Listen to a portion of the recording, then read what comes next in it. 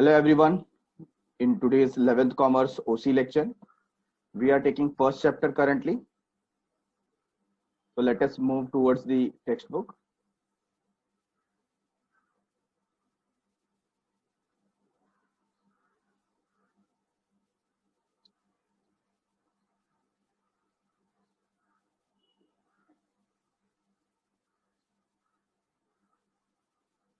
In the first chapter, we went through what is human activity and we have divided it into non-economic activity and economic activity.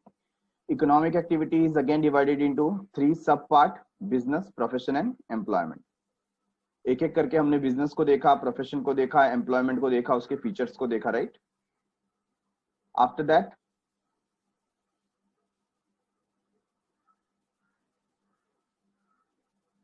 हमने देखा role of profit in business. Business में अगर profit नहीं होगा तो क्या problems हो सकते हैं, और प्रॉफिट है तो क्या एडवांटेजेस होते हैं, ये हमने रोल देखा. तो ये कुछ पॉइंट्स हमने डिस्कस किए थे in this regard. Then we went through business is divided into industry and commerce. Industry में primary industry, secondary industry and tertiary industry, right? तो एक एक करके हमने प्राइमरी इंडस्ट्री देखा, इसमें agriculture, extractive, genetic. Then secondary में मैन्युफैक्चरिंग एंड कंस्ट्रक्शन. टर्शरी में जो भी सर्विसेज प्रोवाइड होती हैं, ठीक है. Now today we are going to start with page number 10, commerce. So let us start.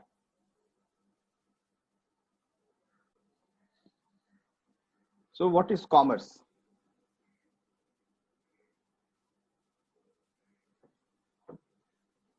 Commerce is that part of business activity which is concerned with distribution of goods. What we are talking about? Distribution of goods. तो हमने देखा industry ये manufacturing का काम करता है. किसका काम करता है? मैन्युफैक्चरिंग का, गुड्स को प्रोड्यूस करने का. और कॉमर्स ये डिस्ट्रीब्यूशन मींस सेल्स के लिए हम लोग यूज में लाते हैं. तो distribution and services produced by industry. क्या बता दिया? इंडस्ट्री जो सर्विस प्रोवाइड करता है, not only goods but services as well. आज की तारीख में देखो, टीचिंग भी क्या है? एक सर्विस है कि नहीं? तो ये जितने भी एजुकेशनल इंस्टीट्यूट है, ये क्या बोलेंगे इसको? इंडस्ट्री. तो यहाँ पर क्या प्रोवाइड किया जाता है? टीचिंग प्रोवाइड किया जाता है कि नहीं? तो यहाँ पर कॉमर्स भी मतलब क्या हो गया? Services produced by industry. It include all those activities which are essential for maintaining a free and uninterrupted flow of goods. जो भी एक्टिविटी आप करते हो जिसके अंदर हम इंश्योर करते हैं, क्या इंश्योर करते हैं? कि जो गुड्स का सप्लाई है प्रॉपर बना रहे. There should not be a gap between production and distribution, है ना? जो भी गुड्स आपको चाहिए, जो सर्विसेज आपको चाहिए, जो ह्यूमन नीड है, वो प्रॉपर सेटिस्फाई होती रहे, उसमें कोई स्कैरसिटी ना आए, सप्लाई चेन प्रॉपर हो, गुड्स प्रॉपर टाइम पे रीच करे. ये जो इंश्योर करने की एक्टिविटी है, ये कॉमर्स की वजह से. किसकी वजह से? Commerce. Commerce bridges the gap between producers and consumers by exchange of goods and services for money and money is worth. तो कॉमर्स ही है वो चीज जो ये गैप है ना, मैन्युफैक्चरर का और कंज्यूमर का, दोनों के गैप को क्या करता है? फिल करता है. तो ऐसे बहुत सारे प्रोडक्ट हैं जिनकी क्वालिटी अच्छी है, बट वो मार्केट में कब अच्छे से चलेंगे? जब वो कस्टमर तक रीच करेंगे, पहुंचेंगे. अगर कस्टमर तक पहुंचेगा ही नहीं तो उसका सेल इंक्रीज होगा क्या? Answer is no. तो कॉमर्स वो चीज है जो प्रोडक्ट को कस्टमर तक पहुंचाती है. Hence it is said it is a distribution of goods. क्या बोलते हैं? Distribution of goods and services produced by the industry. Commerce is further divided in trade and auxiliaries to trade. Commerce किस में divide है? Trade and auxiliaries to trade.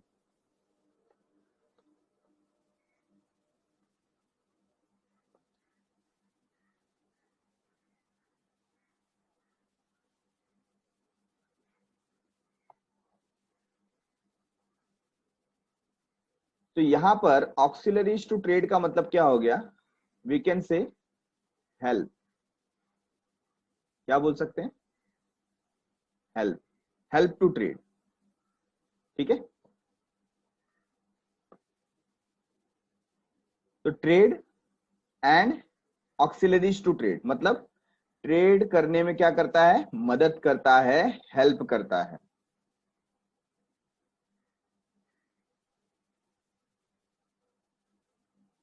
या हम इसको बोल सकते हैं एड्स टू ट्रेड। पहले इसको बोला जाता था ads to trade.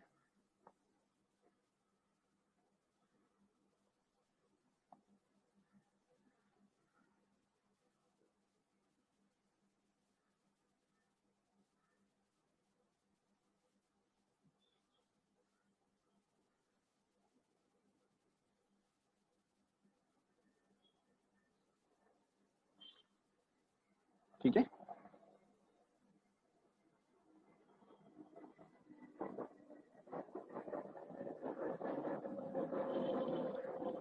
Next is trade. Trade क्या है? When we are talking about trade, trade denote buying and selling. Trade क्या डिनोट कर रहा है? Buying and selling of goods and services. तो जब आप ट्रेड की बात करते हो, आप परचेस कर रहे हो या सेल कर रहे हो? क्या परचेस सेल कर रहे हो? गुड्स और सर्विसेज। अभी गुड्स क्या होता है? Goods is a commodity article, है ना। हम लोग ने बीके में पढ़ा हुआ है बुक कीपिंग में कि गुड्स क्या होता है? कोई कमोडिटी होता है, आर्टिकल होता है विच सेटिस्फाई ह्यूमन वांट्स, तो उसे हम क्या बोलते हैं? गुड्स बोलते हैं। ठीक है, इसके अलावा सर्विसेज क्या होता है? सर्विसेज होती हैं सेवाएं, ऐसी सेवाएं जो ह्यूमंस को चाहिए। ठीक है,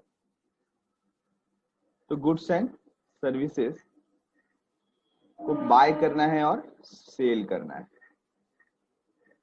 इसी को हम क्या बोलते हैं? Trade.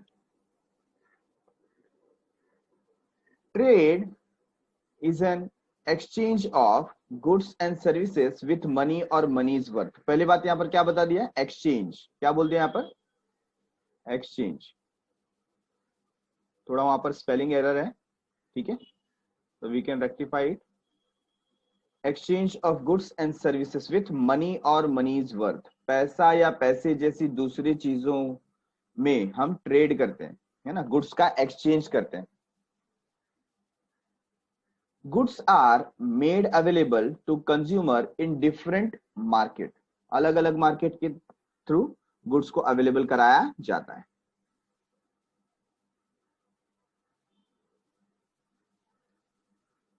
Trade facilitate transfer of ownership and position of goods and services from seller to the buyer. अभी यहां पर दो चीजें हैं। First we are talking about ownership and second position, है ना। तो transfer of ownership and position, जब आप ट्रेड करते हो, सपोज मैं एक ट्रेडर हूं और मैं ये जो स्पेक्स का बॉक्स है वो क्या करना चाहता हूं? सेल करना चाहता हूं। तो फिलहाल इसका ओनर मैं हूं, ये मेरे पास है, मुझे ये मेरे पास रखने का अधिकार है, मतलब I have the position. Position मतलब अपने पास रखने का अधिकार। अगर ये चीज मैं आपको क्या करता हूं? सेल करता हूं, तो सेल करने का मतलब मैं ओनरशिप ट्रांसफर कर रहा हूं। अब मैं इसका मालिक नहीं रहूंगा, जब आप मुझे कुछ पैसे दे देंगे मैं ये आपको सेल कर दूंगा, तो इसके ओनर आप बन जाएंगे। यस, तो ओनरशिप ट्रांसफर हुआ। दूसरा क्या ट्रांसफर हुआ? पोजीशन। पोजीशन मतलब रखने का अधिकार। तो अब आप ओनर है, आप इसे रख सकते हैं, है कि नहीं? तो इसी को क्या बोलते हैं? Transfer of ownership and position of the goods and services from seller to the buyer. तो सेलर से ये बायर की तरफ जाता है। Getting it everyone? I hope it is clear what is trade. So overall, we can say that we have started with activities and we divided it into economic and non-economic activity. फिर हमने divide किया economic activity में business, profession, right, और third one क्या था? Third one is employment. अब business को हमने डिवाइड किया इंडस्ट्री एंड कॉमर्स में. Now we are taking commerce का पार्ट, और कॉमर्स में हमने देखा ट्रेड क्या है. ठीक है, अब ट्रेड को फर्दर क्लासिफाई किया है, home trade and foreign trade. कौन सा? Home trade and foreign trade. तो यहां पर हम होम ट्रेड पहले देख लेते हैं. What is home trade? In this trade, buying and selling of goods and services take place within the geographical boundaries of a country. देखो क्या वर्ड यूज किया? geographical boundaries of the country, right? It is conducted with local currency of exchange of goods and services. तो बहुत ही simple है. जब हम home trade की बात करते हैं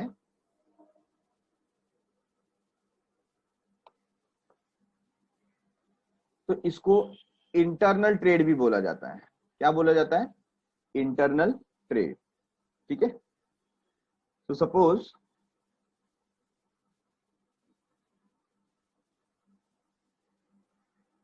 in India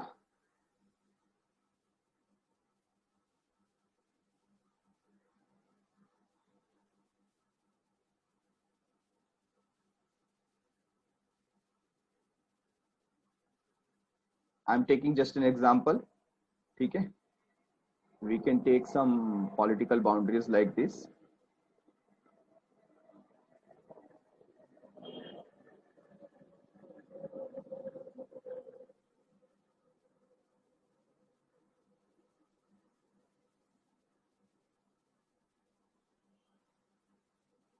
Suppose this is the political boundaries of India.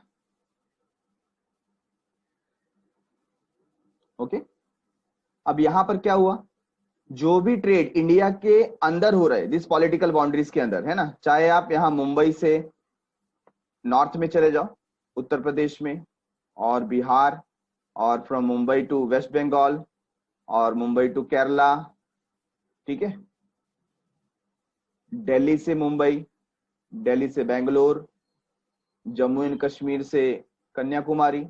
जो भी ये बिजनेस हो रहा है अगर इंडिया के अंदर हो रहा है, कहां पे हो रहा है? With in the political boundaries of the nation, तो इसे हम क्या बोलेंगे? हम इसे बोलेंगे होम ट्रेड. क्या बोलेंगे? Home trade. और क्या बोल सकते हैं? इंटरनल. और क्या बोल सकते हैं? We can call it as domestic. ठीक है, और अगर इंडिया से बाहर गुड्स जाता है ना, इंडिया से बाहर गुड्स जाता है, ऑस्ट्रेलिया है, साउथ अफ्रीका है, ऐसा कोई भी है ना, साउथ अफ्रीका है, ऐसा कोई भी कंट्री है, वहां से गुड्स जाता है या आता है, तो उसे क्या बोलेंगे? Foreign trade. ठीक है, तो गुड्स आया इंडिया में तो उसे हम बोलते हैं इंपोर्ट, और इंडिया से गुड्स अगर बाहर गया तो इसे क्या बोलेंगे? Export. In short it is foreign trade. ठीक है,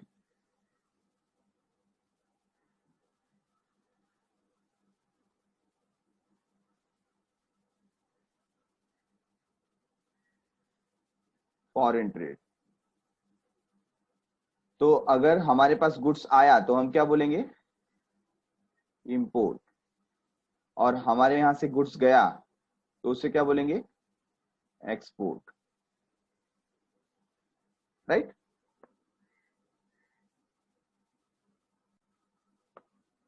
तो यहां पर फॉरेन ट्रेड जो है हम उसको और क्या बोल सकते हैं? एक्सटर्नल ट्रेड बोल सकते हैं. क्या बोल सकते हैं? External trade.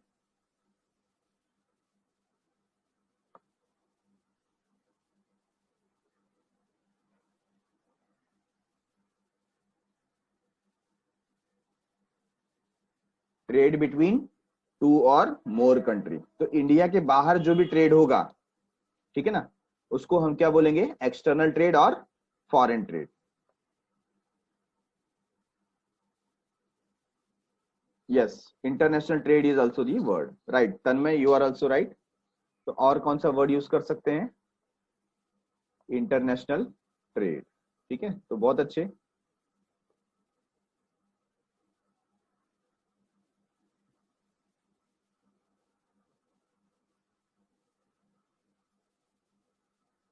तो इंटरनेशनल ट्रेड, देखो तीन नाम हमारे सामने आ गए, फॉरेन ट्रेड, एक्सटर्नल ट्रेड और इंटरनेशनल ट्रेड। इट इज सब divided into import and export. Whereas जो पॉलिटिकल बाउंड्रीज के अंदर हो रहा है उसको क्या बोलते हैं, होम ट्रेड, इंटरनल ट्रेड और डोमेस्टिक ट्रेड। ठीक है, तो नाम अलग अलग है, चीज वही है, आप उसको होम ट्रेड बोलो, इंटरनल बोलो, डोमेस्टिक बोलो, या जो फॉरेन ट्रेड बोलो, एक्सटर्नल ट्रेड बोलो या इंटरनेशनल ट्रेड बोलो। ठीक है, अगर पॉलिटिकल बाउंड्रीज के बाहर जाएगा, दूसरे कंट्री के साथ में ट्रेड हो रहा है तो वो फॉरेन ट्रेड है, और पॉलिटिकल बाउंड्रीज के अंदर जा रहा है तो उससे क्या बोलेंगे, होम ट्रेड। बराबर है। चलो एक क्वेश्चन मैं पूछता हूं आपको। अभी सपोज आप यहां पर मुंबई में हैं, ठीक है, और किसी ने क्या किया, मुंबई से जो गेटवे ऑफ इंडिया है वहां से वो बोट में बैठ के बाहर गया, और यहाँ पर अपना क्या किया उसने, जो भी पर्टिकुलर जो याच है या बोट है उसको प्लेस किया, और यहाँ पर वो कुछ ट्रेड कर रहा है। क्या कर रहा है, ट्रेड। तो आपको क्या लगता है ये जो ट्रेड यहाँ पर हुआ है, it is which trade, foreign trade और डोमेस्टिक ट्रेड? ये जो ट्रेड किया उसने, इस ट्रेड को हम क्या बोलेंगे, फॉरेन ट्रेड और डोमेस्टिक ट्रेड। तो हमने जब डेफिनेशन देखा कि फॉरेन ट्रेड क्या होता है, तो फॉरेन ट्रेड का मतलब क्या होता है, ट्रेड बिटवीन टू कंट्रीज, है ना, ट्रेड बिटवीन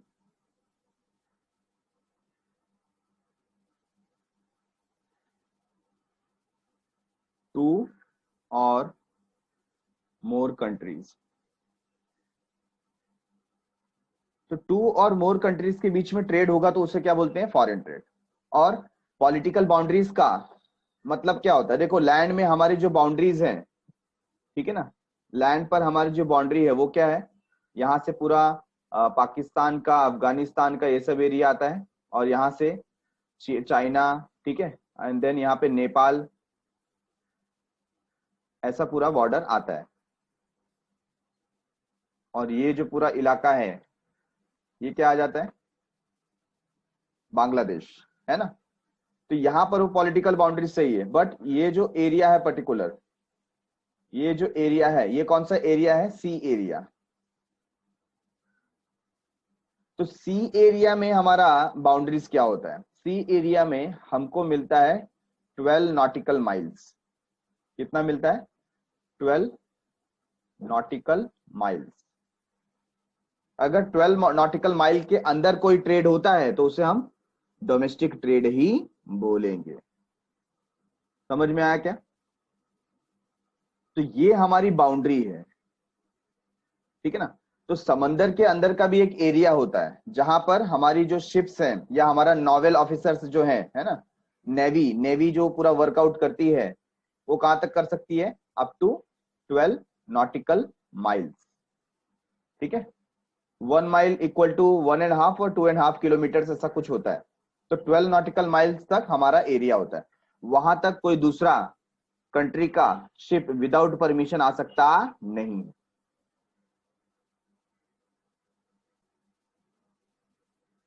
तो होम ट्रेड हमको मालूम पड़ा कि with in the political boundaries of the country, country के पॉलिटिकल बाउंड्रीज के अंदर जो भी ट्रेड होता है उसे क्या बोलते हैं, होम ट्रेड, इंटरनल ट्रेड और डोमेस्टिक ट्रेड, क्या बोल सकते हैं, और डोमेस्टिक ट्रेड।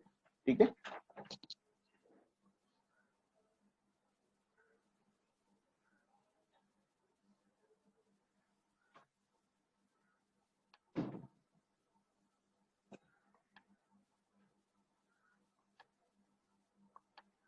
अभी होम ट्रेड के अंदर देखो क्या पार्ट बता दिया गया है।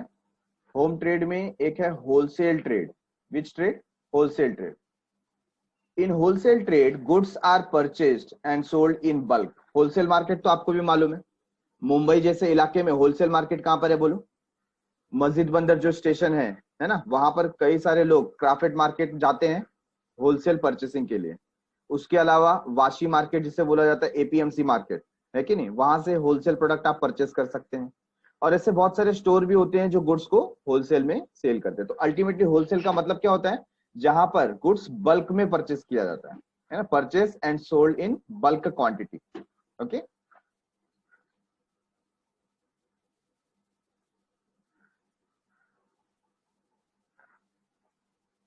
a wholesaler purchases in large quantity from the producers and sells in small quantities to the retailer। तो होलसेलर का काम क्या रहता है, यहां पर वो मैन्युफैक्चरर से लार्ज क्वांटिटी में परचेस करता है और फिर रिटेलर को सेल करता है।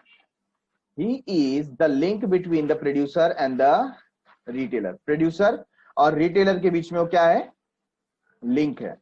ठीक है, next is retail trade. Retail trade क्या होता है, जो हमारे आसपास के जो शॉप वाले होते हैं उन्हें हम क्या बोलते हैं, रिटेलर्स। ठीक है, retail trade is business activities associated with the sale of goods to the final consumer. तो जहां पर फाइनल कंज्यूमर को गुड्स सेल किया जाता है उसे क्या बोलते हैं, रिटेल ट्रेड।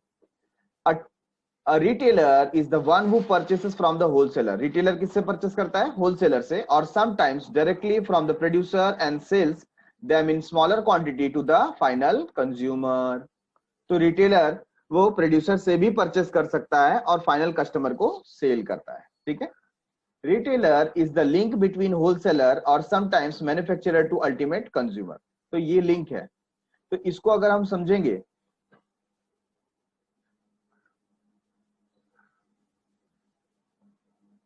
तो क्या बताने की कोशिश की गई यहां पर, जो फर्स्ट पार्ट रहता है वो है मैन्युफैक्चरर। ठीक है, या जिसको हम क्या बोलते हैं, प्रोड्यूसर। यहां से गुड्स बन करके कौन लेके जाता है, होलसेलर। होलसेलर से गुड्स किसके पास आता है, रिटेलर। ठीक है, और रिटेलर से गुड्स किसके पास आता है, फाइनल कंज्यूमर। अच्छा, अभी रिटेलर क्या कर सकता है, गुड्स होलसेलर से भी ले सकता है और डायरेक्टली मैन्युफैक्चरर से भी ले सकता है। ठीक है, लेकिन रिटेलर का अल्टीमेट काम क्या है, सेलिंग टू कंज्यूमर। ठीक है ना, सेलिंग टू कंज्यूमर। और यहां से वो क्या करता है, परचेस करता है। बराबर है। तो इसका लिंक किसके साथ में है, होलसेलर के साथ में एज वेल एज मैन्युफैक्चरर के साथ में भी होता है। होलसेलर क्या करता है, wholesaler purchase goods from manufacturer in bulk quantity. Which quantity, bulk quantity. ठीक है, और उसको स्मॉल स्मॉल लॉट्स में किसे सेल करता है, फिर वो रिटेलर को सेल करता है। Getting it. तो यहां पर ये जो पूरा पार्ट है ये क्या है, ये है होम ट्रेड का पार्ट। किसका, होम ट्रेड। ठीक है, जिसके अंदर होम ट्रेड में कौन कौन आ गया, wholesale trade and retail trade. तो ये दो पार्ट आ गए।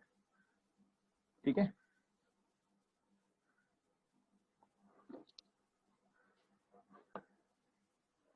होलसेल एंड रिटेल, ये होम ट्रेड में आ गया। इसके अलावा अभी फॉरेन ट्रेड देखते हैं। Look at foreign trade. Foreign trade को क्या बोला, foreign trade and external trade. So listen once again.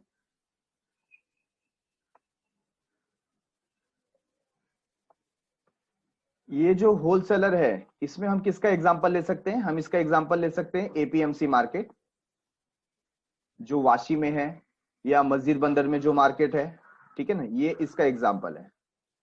और ये जो रिटेलर है ये कौन है, आपके लोकल लोकल सेलर्स जो होते हैं ना, जो आपको मार्केट में या आपके एरिया के बाजू में मिल जाते हैं, आपके घर के आसपास मिल जाते हैं, ये सब कौन होते हैं, रिटेलर।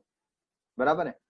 तो लोकल सेलर कहां से गुड्स लाते हैं, एपीएमसी मार्केट से, या ऐसे जो भी होलसेल मार्केट है, जैसे और मार्केट्स में आपको बता सकता हूँ, कुर्ला में भी आपको, ठीक है ना, कुर्ला वेस्ट में आप जाएंगे तो वहां से मिल जाएगा।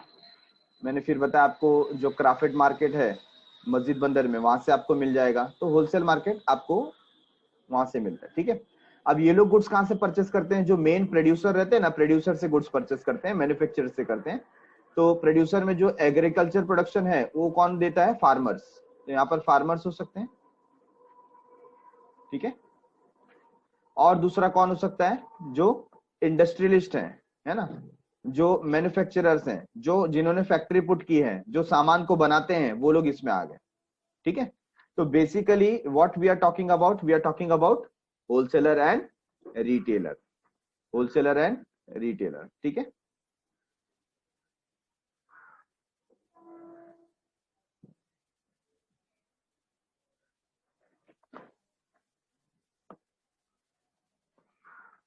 तो ये दो मेन पार्ट किसके आ गए? होम ट्रेड के, ठीक है। I think it is very much understood now. Foreign trade also known as external trade, और आप क्या बोल सकते हैं? इंटरनेशनल ट्रेड, ठीक है। All are same. When trade take place between different countries, है ना, दो या दो से ज्यादा कंट्री के बीच में ट्रेड हो रहा है, it is known as foreign trade. क्या बोलेंगे? Foreign trade. When boundaries of two countries are crossed, then different countries are used. क्या बता दिया? When boundaries of two countries are crossed, then different currencies are used. तो यहां पर क्या होता है? अभी एक कंट्री जहां पर उनकी करेंसी अलग है, दूसरी कंट्री उनकी करेंसी अलग है, तो जब ये अलग अलग करेंसी वाले कंट्रीज ट्रेड करते हैं, इसे हम क्या बोलते हैं? Foreign trade. फॉर एग्जाम्पल, आप ऑस्ट्रेलिया के साथ में बिजनेस कर रहे हैं, तो डेफिनेटली आपका जो ट्रेड होगा वो डॉलर्स में होगा, ना कि रुपीज में, है कि नहीं? तो हम फॉरेन करेंसी में डील कर रहे हैं फिर। तो यहां पर ज्यादातर करेंसी सेम होती नहीं है, इट इज फर्दर डिवाइडेड। अब फॉरेन ट्रेड को और किस में डिवाइड किया है? इंपोर्ट ट्रेड, पहला क्या है? Import trade, then we have export trade and entrepot trade. तो इंपोर्ट ट्रेड क्या होता है?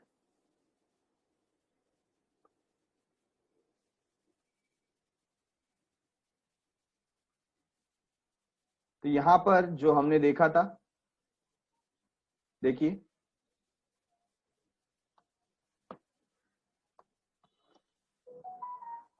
तो अगर हम फॉरेन कंट्री से गुड्स इंडिया में लेकर आ रहे हैं, तो इसे क्या बोला जाएगा? इंपोर्ट।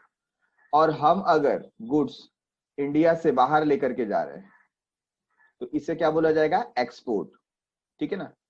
और अगर हम एक कंट्री से गुड्स ला करके दूसरी कंट्री को सेल करते हैं, है ना, विदाउट मेजर प्रोसेसिंग।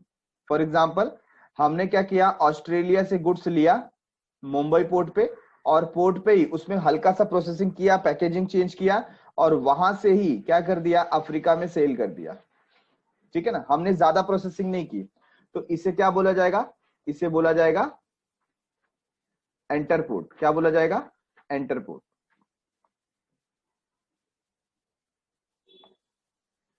ठीक है।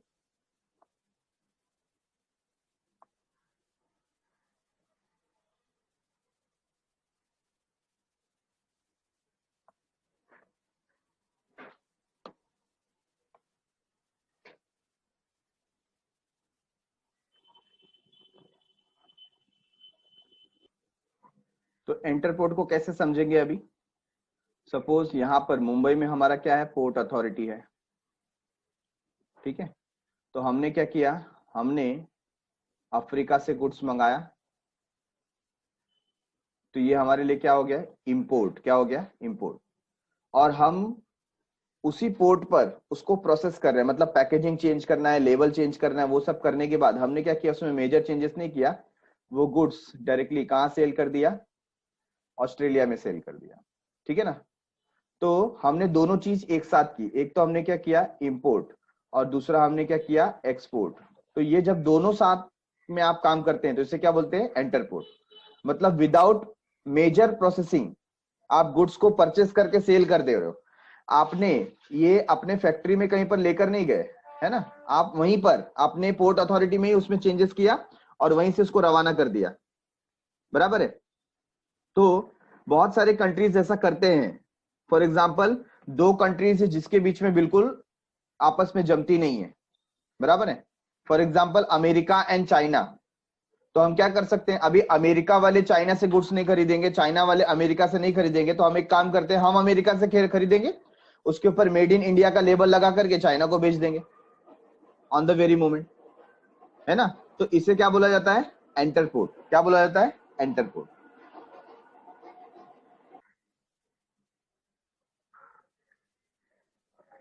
Import trade, when goods and services are purchased from another country, दूसरे कंट्री से हमने क्या किया, परचेस किया, it is called as import trade, ठीक है ना।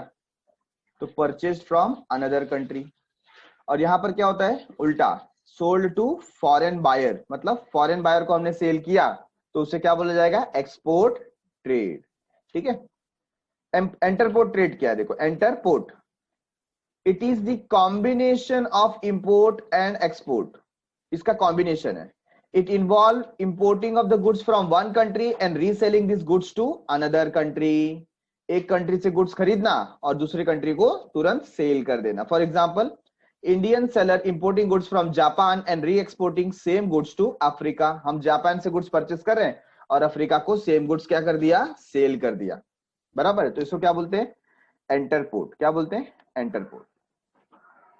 ऑक्सिलरी टू ट्रेड, ऑक्सिलरी क्या होता है बोलो, एड्स, है ना, या क्या बोल सकते हैं उसको, हेल्प, हेल्प टू ट्रेड, बराबर है। तो ऐसी एक्टिविटीज जिसकी वजह से हम बिजनेस में हेल्प करते हैं, ट्रेड में हेल्प करते हैं, उसे बोलते हैं auxiliaries to trade. All those activities that facilitate smooth flow of goods from manufacturing centers to the consumption centers are called as aids to trade or auxiliary to trade। देखो word उन्होंने भी use किया, aids to trade, ठीक है। These activities play supportive role। कौन सा role, supportive role। They help in removing hindrances which arises during the production and distribution of goods and services। तो यहां पर जो भी ऑब्स्टेकल आते हैं, जो भी रुकावटें आती हैं, जो भी हर्डल्स आते हैं, हिंद्रेंसेस आते हैं, उनको ये निकालता है, जिसे हम क्या बोलते हैं, एड्स टू ट्रेड। पुनः एकदा ऐका, फिर से एक बार सुनो, लिसन वंस अगेन। हमने पहले देखा ट्रेड, क्या देखा, ट्रेड, ट्रेड ने क्या बताया, ट्रेड है buying and selling of goods and services, है ना, फॉर मनी एंड मनीज वर्थ। पैसा या पैसे जैसी दूसरी चीज के लिए ये जो बाइंग और सेलिंग कर रहे हैं, इसे क्या बोलते हैं, ट्रेड बोलते हैं। अब इस ट्रेड करने में हमें कुछ चीजों की मदद लेनी पड़ती है, जैसे ट्रांसपोर्टेशन, कम्युनिकेशन, बैंकिंग, इंश्योरेंस। बिना इनकी मदद से क्या हम अच्छे से ट्रेड कर पाएंगे? What is your answer? नहीं, डेफिनेटली नॉट। हमको स्मूथली अगर ट्रेड फंक्शन करना है तो ट्रांसपोर्टेशन तो चाहिए, बैंकिंग चाहिए, इंश्योरेंस चाहिए, कम्युनिकेशन चाहिए। तो ये जो बाकी हम हेल्प ले रहे हैं ना, इन सबको बोलते हैं एड्स टू ट्रेड। क्या बोलते हैं? Aids to trade. तो देखो एड्स टू ट्रेड क्या है? all those activities that facilitate smooth flow of goods from manufacturing center to the consumption center। जहां से गुड्स मैन्युफैक्चर हो रहा है और जहां गुड्स क्या होगा, कंज्यूम होगा, ठीक है ना, उसको हम क्या बोलेंगे, उसमें जो हेल्प कर रहा है उसको हम क्या बोलेंगे, एड्स टू ट्रेड। तो let me give you an example. Suppose यहां पर मैन्युफैक्चरर है,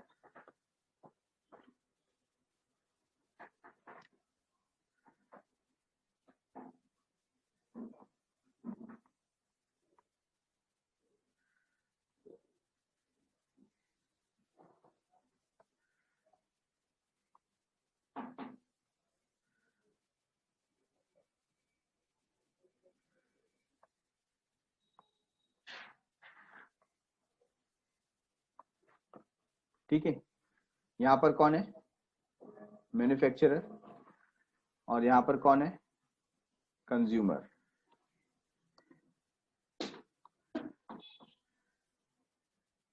बराबर है।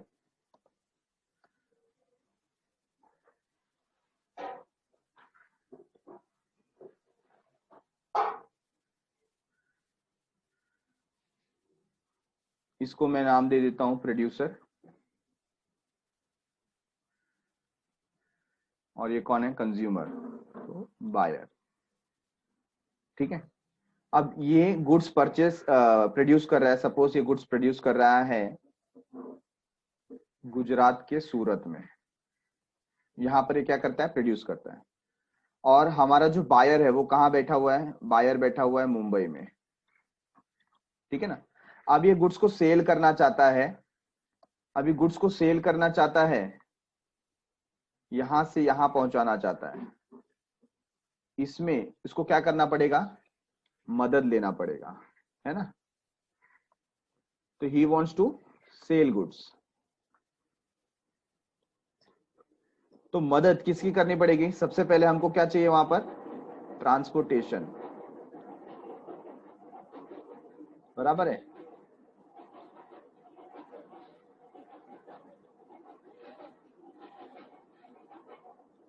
तो उसको चाहिए ट्रांसपोर्टेशन, और इसमें जो ये गुड्स को क्या करेगा, लोड करेगा, है ना। जो भी गुड्स यहाँ पर आएंगे, यहाँ पर जो भी गुड्स रखे रहेंगे, अगर एक्सीडेंट में नुकसान हो गया तो, मुंबई नहीं पहुंचा तो उसके लिए क्या चाहिए, इंश्योरेंस। ठीक है ना। और पैसे का लेन देन, जब मिस्टर बायर है उसको गुड्स क्या करना है, उसको कैश पे करना है, क्या पे करना है, कैश, यहां से वो इसको पे करना चाहता है।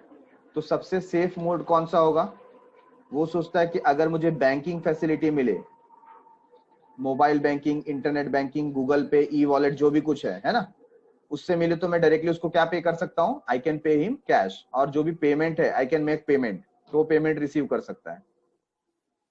तो दोनों के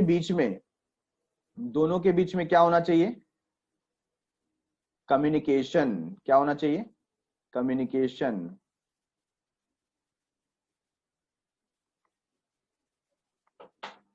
तभी उन लोग का डील डन होगा, है ना। इसको सेल करना है, इसको बाय करना है, तो दोनों के बीच में कम्युनिकेशन इंटरनेट के थ्रू हो सकता है, सेलफोन के थ्रू हो सकता है, लेटर्स के थ्रू हो सकता है, फोन कॉल के थ्रू हो सकता है कि नहीं। तो ये जो कुछ भी फैसिलिटीज है, अब कौन कौन सी फैसिलिटी का हमने नाम लिया, हमने यहाँ पर नाम लिया ट्रांसपोर्टेशन, इंश्योरेंस, कम्युनिकेशन, बैंकिंग। ये सारी जो एक्टिविटी है ना, इस पर्टिकुलर ट्रेड को हेल्प कर रही है, क्या कर रही है, हेल्प कर रही है। इसी को क्या बोलते हैं, एड्स टू ट्रेड, क्या बोलते हैं, एड्स टू ट्रेड, या आप बोल सकते हैं ऑक्सिलरीज टू ट्रेड, क्या बोल सकते हैं, auxiliaries to trade.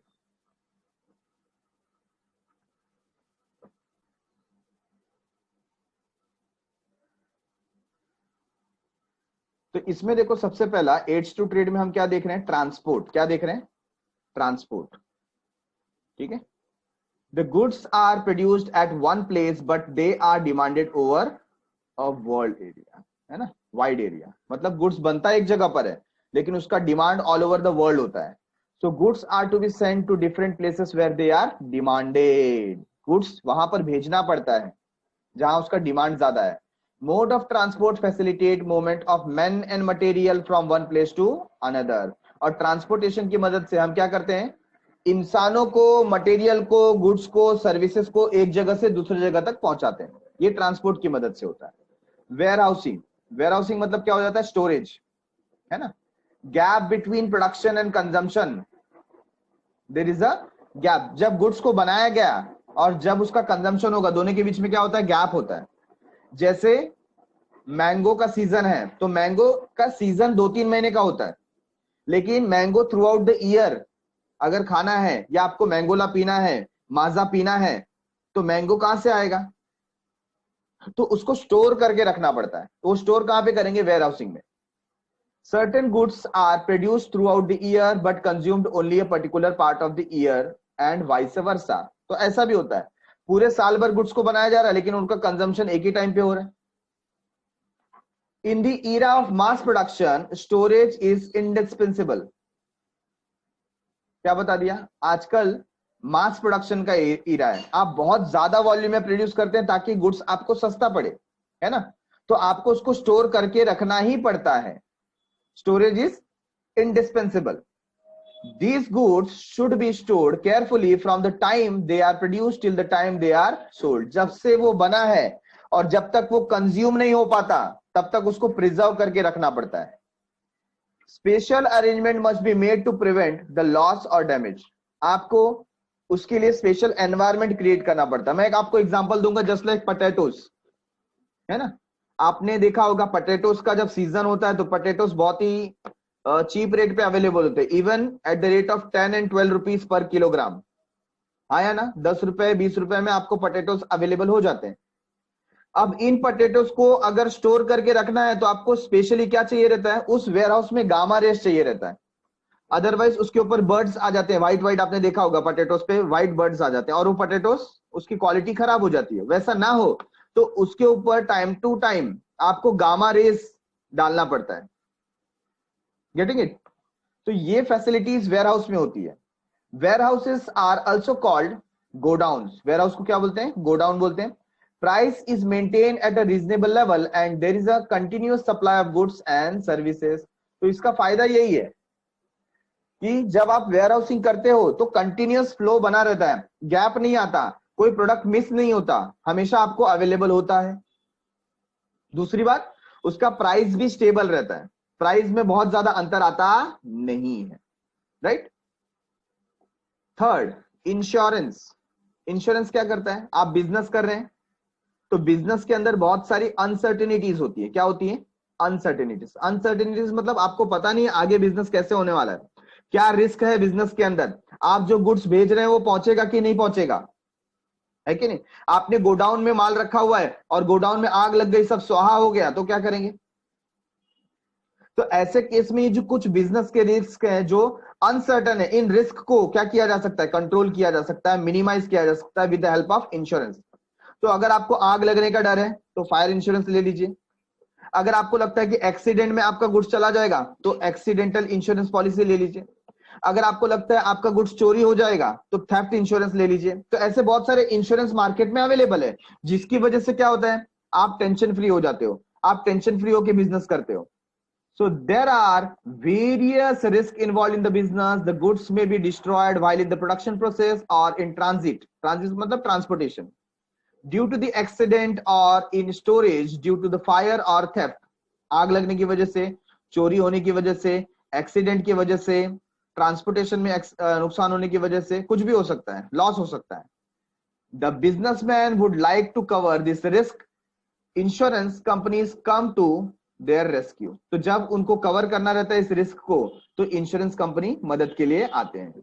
They undertake to compensate the loss suffered due to such risk. अगर आपने इंश्योरेंस पॉलिसी ली है तो जो आपको लॉस हो रहा है उसकी भरपाई इंश्योरेंस कंपनी आपको करके देगी.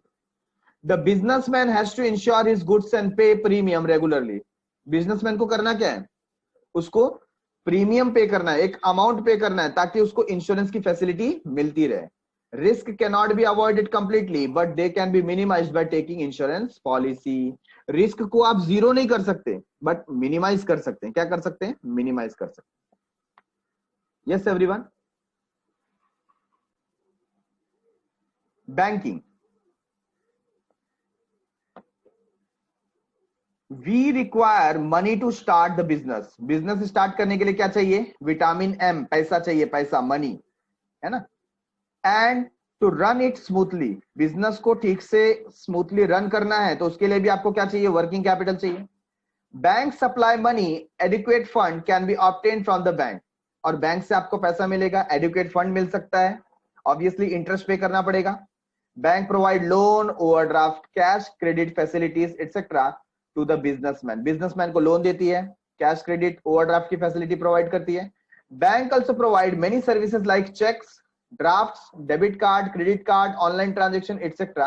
It helps the trader to carry the business actively and smoothly. ठीक है ना.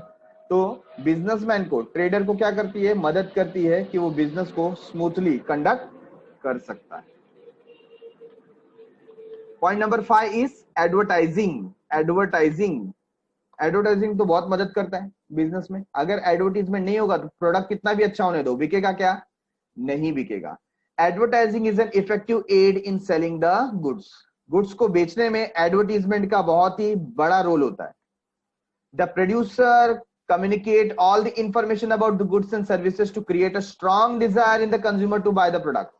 तो कंज्यूमर के अंदर एक स्ट्रॉन्ग डिजायर डेवलप करना है ताकि कस्टमर उसको परचेस करे, है कि नहीं? तो ऐसा एडवर्टीजमेंट बनाना है, ऐसी माउथ पब्लिसिटी करनी है, ऐसा सेल्समैनशिप प्रोवाइड करना है जिससे कस्टमर अट्रैक्ट हो जाए और आपका प्रोडक्ट परचेस करें। It can be carried in different ways, अलग अलग ढंग है एडवर्टीजमेंट करने का। It can be indoor and outdoor, तो आप जो एडवर्टीजमेंट है इंडोर भी कर सकते हैं, आउटडोर भी कर सकते हैं। Communicating with the people when they are in their homes is called indoor advertisement, for example newspaper, radio, TV etc। तो जब लोग घरों के अंदर हैं तो उनके साथ कैसे कम्युनिकेट करते हैं? टीवी के द्वारा, रेडियो के द्वारा, न्यूज़पेपर के द्वारा, है ना? ये सब इंडोर एडवर्टीजमेंट है। और जब बाहर आप निकलते हैं तो होर्डिंग्स लगी होती हैं, बड़े बड़े पैम्पलेट्स लगे होते हैं, बिल डिस्ट्रीब्यूट किए जाते हैं, वो सब क्या है? आउटडोर। तो इंडोर का मतलब घर में आकर के जो आपको एडवर्टीजमेंट मिल रहा है ना, रेडियो पे, टीवी पे, न्यूज़पेपर पे, मैगजीन्स पे, ये इंडोर है। या सेल्समैन आपके घर पे पर्सनल प्रमोशन के लिए भेज दिया गया, इंडोर है। आउटडोर क्या होता है? जो आप बाहर निकलते हैं और सब जगह देखते हैं, है ना, एडवर्टीजमेंट लगे हैं, कुछ पोस्टर चिपके हुए हैं, हैंडबिल्स दिए जा रहे हैं, नियॉन साइंस लगा हुआ है, तो ये सारी चीजें क्या है? Outdoor advertisement. Communicating with people when they go out from their homes is called as outdoor advertising, जैसे posters, hoardings and prominent places, neon sign boards etc। neon sign क्या होता है? कई बार देखो बोर्ड के ऊपर कुछ लिखा होता है बट वो क्या ग्लो करता है ना, उसमें लाइटिंग की जाती है, उसमें क्या बोलते हैं? Neon sign. क्या बोलते हैं? Neon sign board. तो आपको दूर से ही दिखाएगा, वहां पर वो क्या करता रहेगा? ऑन ऑफ होता रहता है, या कलरफुल लाइट्स बोर्ड के ऊपर जलती रहती है। तो वो जो लिखा रहता है उसको हम बोलते हैं नियॉन साइन बोर्ड। ठीक है।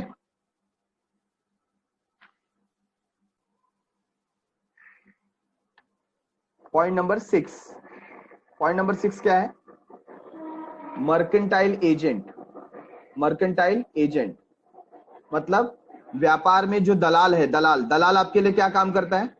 दलाल आपके लिए कस्टमर ढूंढ के देता है ना? Customers are scattered over a very wide area. ठीक है ना? अब आप एक प्रोड्यूसर हो, आपको कस्टमर नहीं मिल रहे हैं, आपको अपना गुड्स बेचना है, तो आप कस्टमर को कहां ढूंढते फिरोगे? भले आपने एडवर्टीजमेंट किया, सब कुछ किया, ठीक है ना? तो ये जो मर्केंटाइल एजेंट्स होते हैं, ये एजेंट आपको हेल्प करेंगे कस्टमर ढूंढने के लिए। It is not possible for the seller to contact the customer.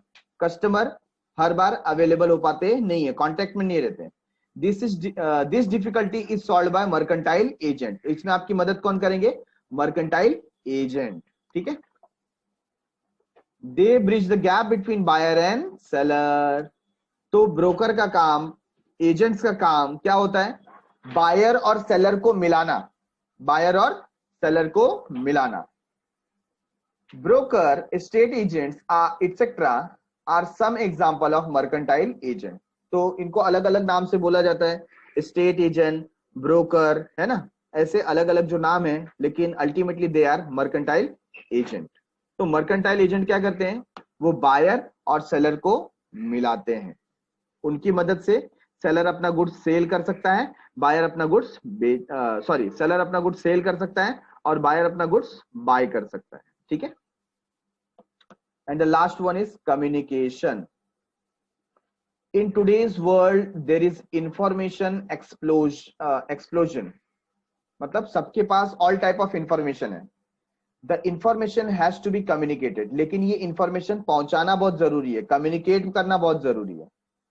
There is need of communication facilitating the traders, producers and consumers to exchange information with one another। तो एक दूसरे के साथ इंफॉर्मेशन एक्सचेंज कर सके, इसके लिए कम्युनिकेशन की जरूरत होती है। Various means of communication such as cell phone, postal services, email etc. are made available। और इसके लिए बहुत सारे आपके पास फैसिलिटीज अवेलेबल है, मोड ऑफ कम्युनिकेशन अवेलेबल है।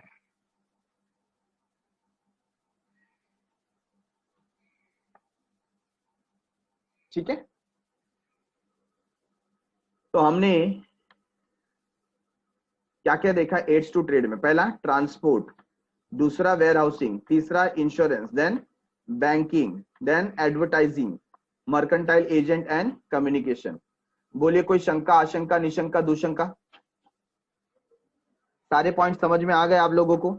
करना क्या है, आपको ये सारे पॉइंट गो थ्रू करना है और बाय हार्ट करना है, ठीक है? So thanks a lot for watching. Meet you in the next episode of OC. तब तक के लिए बाय बाय, सायोनारा।